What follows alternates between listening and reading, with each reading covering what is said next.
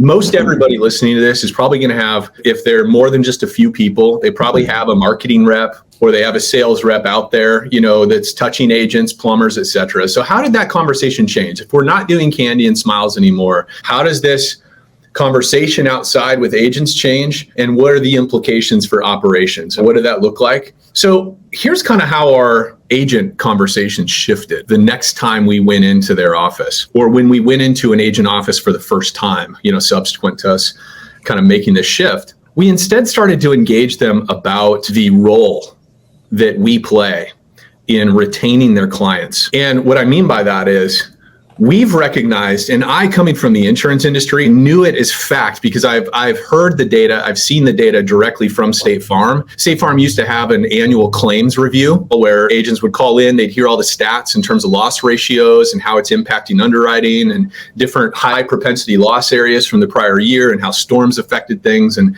average homeowner loss. They would go through like what was the most common cause of loss and all that kind of stuff. And we learned some things. I learned some things from that, is that the outcome of claims dramatically affects an agent and a company's book of business. If a claim goes well, right, a customer reports above a certain satisfaction level for their claim, they are a customer for life. Within State Farm, average tenure of a household account within State Farm, people having all their policies with us, was something like 10.1 years. And at the time, I don't know what it is now, it was number one in the industry. We had the longest retention of anybody, and agents were really proud of that. But what's interesting is once somebody has a major homeowner's claim beyond a certain amount, I can't remember if it was $12,000 or more, but if their satisfaction reaches above a certain threshold on that claim, their longevity goes almost double to 21 years. Oh, wow.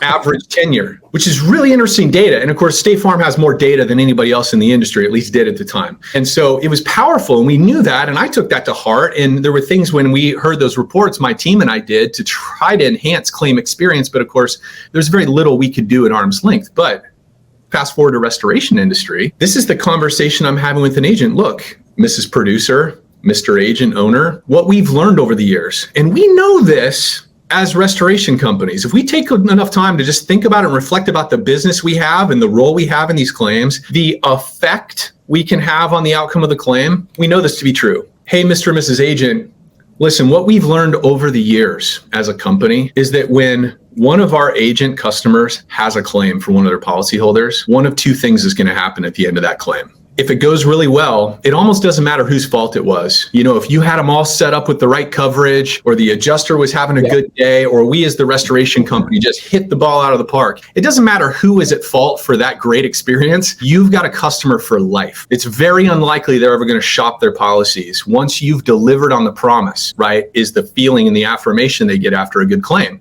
I said, but what we've also learned is the exact opposite is true. If we get to the end of a claim with one of your policyholders, regardless of whose fault it was, from the policyholder's perspective, it's all part of that Allstate or State Farm or Barker Earlings Insurance independent agency. It's all under the cloud of that, because that's who they think is their agent, and that you're the solution to all of it. And so if it goes wrong, you very likely will have a shopper at your next renewal with them. And I add the final sentence, and I'm role playing for you. This was our sales reps conversation. This was the narrative that we started from. This was the route moving forward. Mr. Agent, we as a company take that very seriously. So let's talk about how we can partner on these claims, right, to create the best outcome. And a big part of that's going to be communication. Yeah.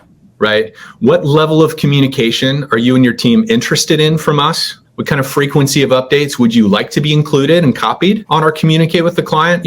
What is your desire? Because what we're trying to do is create a great claim outcome. Because if we do that, we've helped your business succeed. We've closed your back door, right? And then hopefully you guys are motivated to direct more people our way because you're confident in the kind of experience that we're going to give.